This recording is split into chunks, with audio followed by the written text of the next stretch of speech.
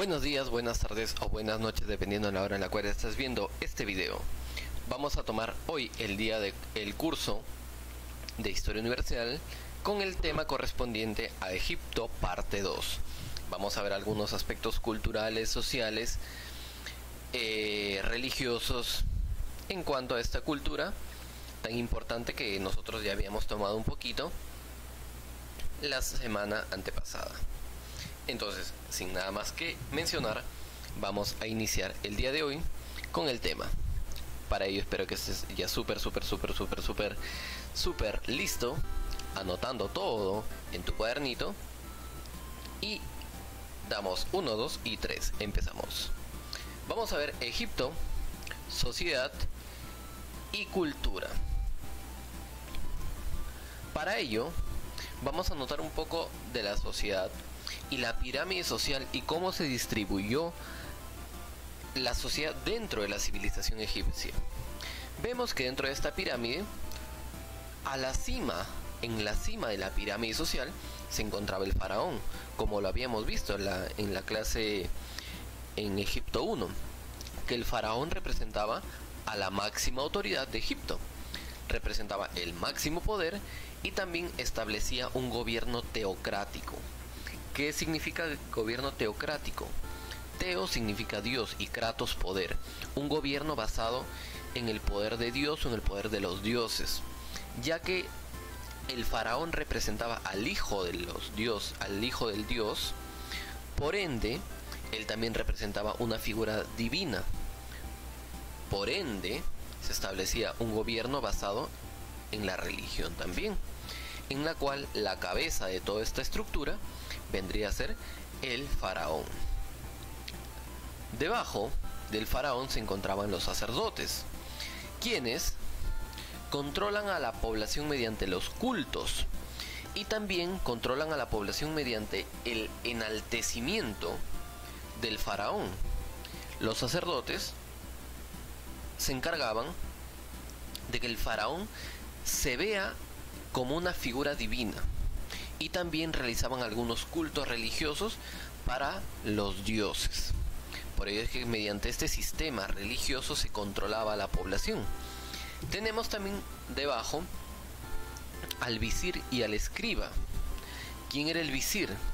El visir era quien supervisaba todos los nomos, todas las comunidades a lo largo de Egipto, era quien se encargaba de esta supervisión. Y el escriba era quien registraba todas las actividades del faraón, y no solamente del faraón, sino también las actividades que se realizaban a lo largo del imperio. Escriba, el que escribía, vamos a decir así, ¿no? El que escribía las actividades del faraón, y el visir, el que veía, el que supervisaba todas las actividades dentro de las comunidades o dentro de los nomos.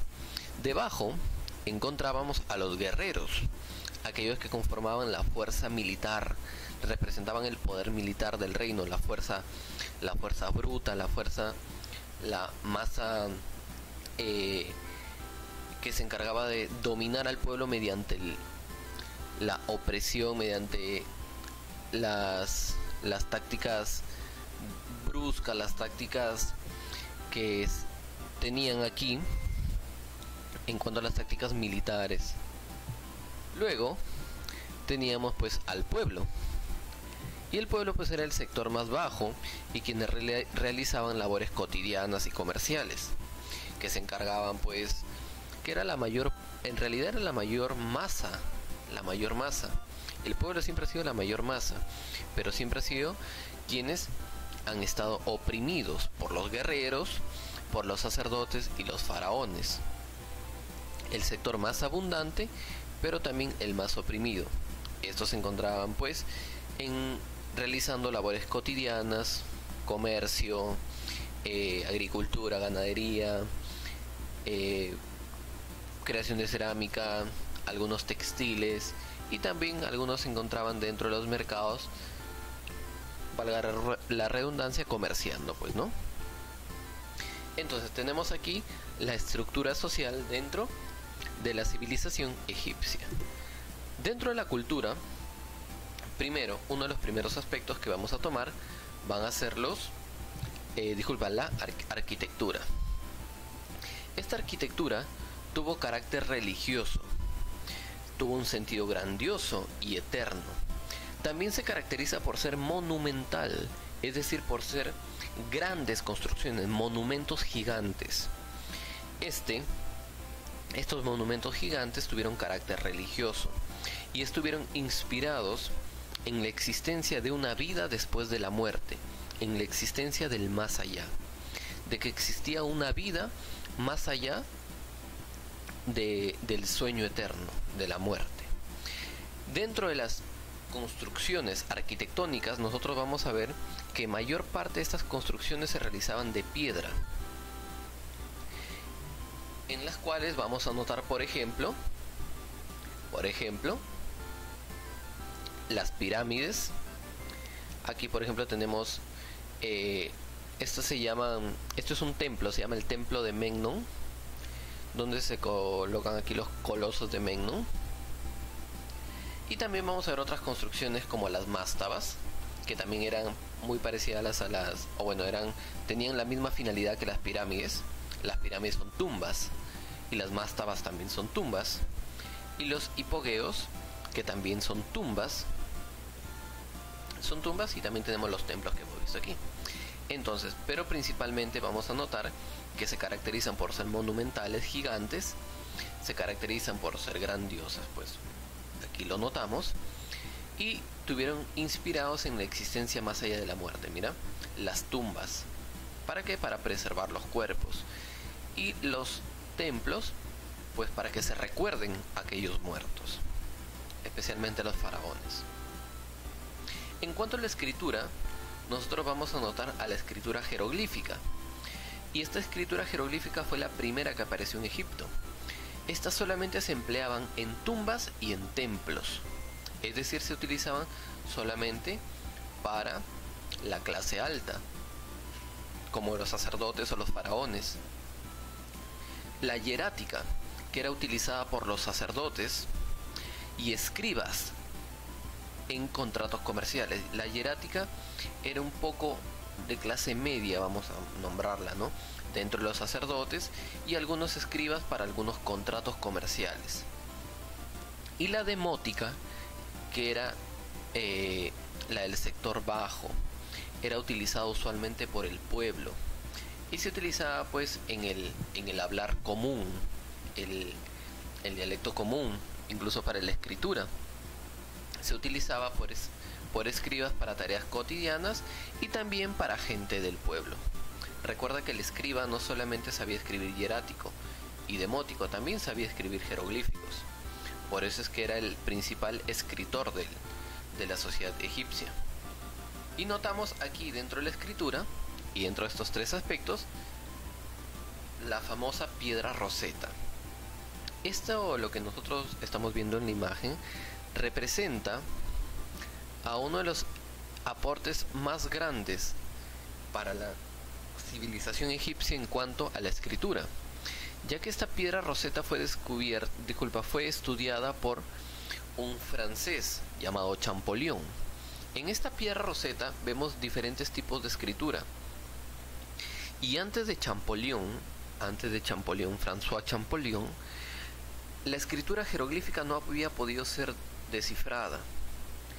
Pero en esta piedra Rosetta, llamada piedra Rosetta, se encontraron tres tipos de escritura: jeroglífica, demótica y griega.